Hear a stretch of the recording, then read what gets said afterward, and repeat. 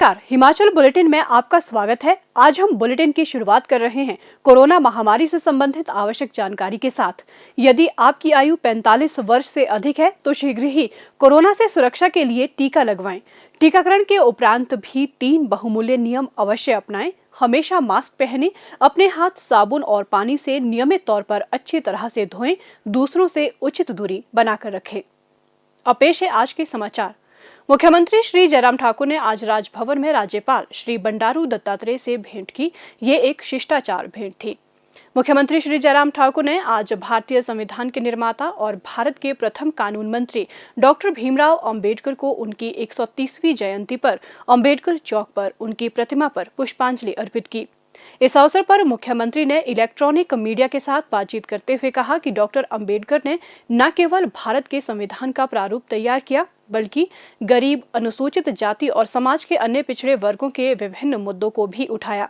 उन्होंने कहा कि डॉक्टर अंबेडकर ने शिक्षा को समाज में गुलामी को समाप्त करने का एक उपयुक्त हथियार माना, ताकि पिछड़े वर्गों का सामाजिक, आर्थिक और राजनीतिक उत्थान हो और समाज में उन्हें प्रतिष्ठा प्राप्त हो सके। मुख्यमंत्री ने कहा, हमारे ऐसी जातियां जो पिछड़ी हुई हैं, जिनके लिए बहुत काम करने की ज़रूरत है, मदद करने की ज़रूरत है, उनको आगे बढ़ाने की ज़रूरत है। उस दृष्टि से उनके लिए हम संवैधानिक दृष्टि से क्या प्रावधान जोड़ सकते हैं जिसके माध्यम से वो आगे बढ़ कर के काम कर सकें। ऐसी परिस्थिति में भारत का संविधान का निर्माण हुआ और डॉक्टर भीमराव अंबेडकर जी को आज हम संविधान निर्माता के रूप में भी जानते हैं। आज भी हम इस बात से सहमत हैं, बहुत सारी चीज़ें अच्छी हुई, आगे बढ़ कर के समाज हर क्षेत्र में काम कर रहा है, लेकिन फिर भी बहुत सारी चीज़ें ऐसी हैं कि जहां सामाजिक कुरीतियां, समाज में अभी तक जो विषमताएं हैं और जाति की बातें अगर हम कहते हैं तो उन सारी बातों को अभी भी बहुत ज़्यादा जो है वो ठीक करने की आवश्यकता है। तो आज के इस अवसर पर मैं डॉक्टर भीमराव अंबेडकर जी के इस जन्म जयंती पर जहां मैं उनको श्रद्धांजलि देता हूं, वहां यही कहना चाहूँगा कि समाज में आज भी पिछड़े वर्ग के लिए, पिछड़ी जाति के लिए, पिछड़े समाज के लिए काम करने की बहुत सारी आवश्यकताएं अभी भी अनुभव करते हैं। संवैधानिक अधिकार के तहत जो चीज़ें की जा रही है वो की जा रही हैं, लेकिन सामाजिक तौर पर हम सब लोगों को उसको आगे बढ़ करके काम करना है।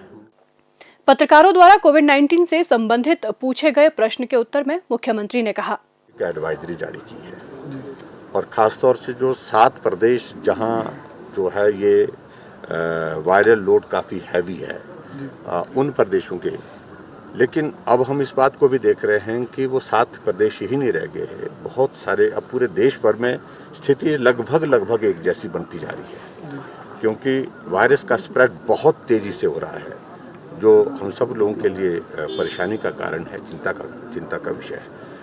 ऐसे में कुछ चीज़ों को लेकर के हम बहुत जल्दी और भी कुछ निर्णय लेने वाले हैं, लेकिन फ़िलहाल हमने इतना ज़रूर किया है कि बंदिशें लगा करके ही समाधान होगा, ये भी संभव नहीं है। हमें प्रदेश की आर्थिकी को भी देखना है, गरीब आदमी की स्थितियों को भी देखना है।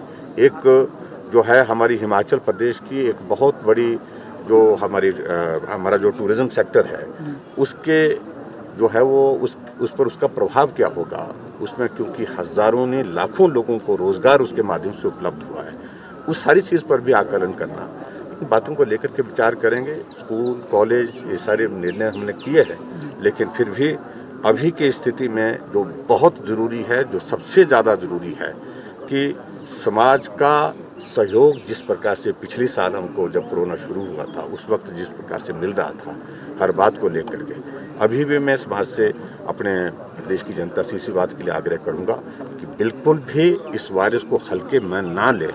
ये वायरस बहुत तेज़ी से फैल रहा है और पिछले साल की तुलना में मृत्यु दर में भी काफ़ी बढ़ोतरी हुई है। ये चिंता का विषय है, इसको गंभीरता से लें। इसलिए सोशल डिस्टेंसिंग, सामाजिक दूरी के साथ साथ में ये मास्क पहनना और जो हमने जो गाइडलाइंस दी हैं उन सारी चीज़ों का पालन करें। जो ऐसे स्टेट से आ रहे हैं जहां हैवी लोड है वायरस का, वो कम से कम घर पहुंच करके अपने आप को क्वारंटीन करें, अपने आप घर में क्वारंटीन। इसमें सबके सहयोग की आवश्यकता है। घर में 7 डेज के लिए क्वारंटीन अपने आप करे और उसके बाद फिर वो अगर सामान्य होता है, इन्फेक्शन नहीं होता है, उनको वायरस नहीं है तो निश्चित रूप से सामान्य होकर के काम करें।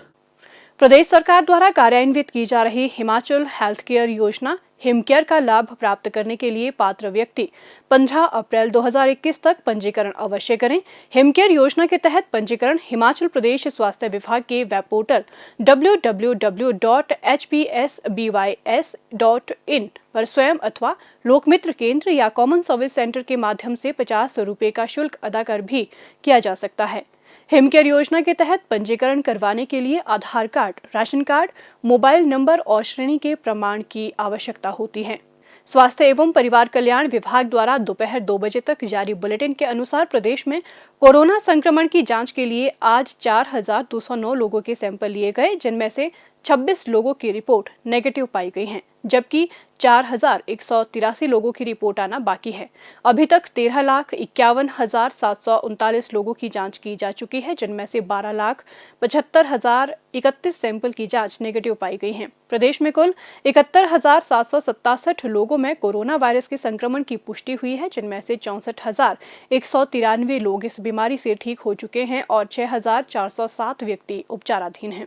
हिमाचल बुलेटिन देखने के लिए सब्सक्राइब करें YouTube channel DPR Himachal, follow करें ट्विटर @DPRHP, लाइक करें Facebook page information and public relations department Himachal Pradesh, visit करें वेबसाइट www.himachalpr.gov.in। इस अंक में इतना ही। कल फिर होगी मुलाकात, दीजिए इजाजत, नमस्कार।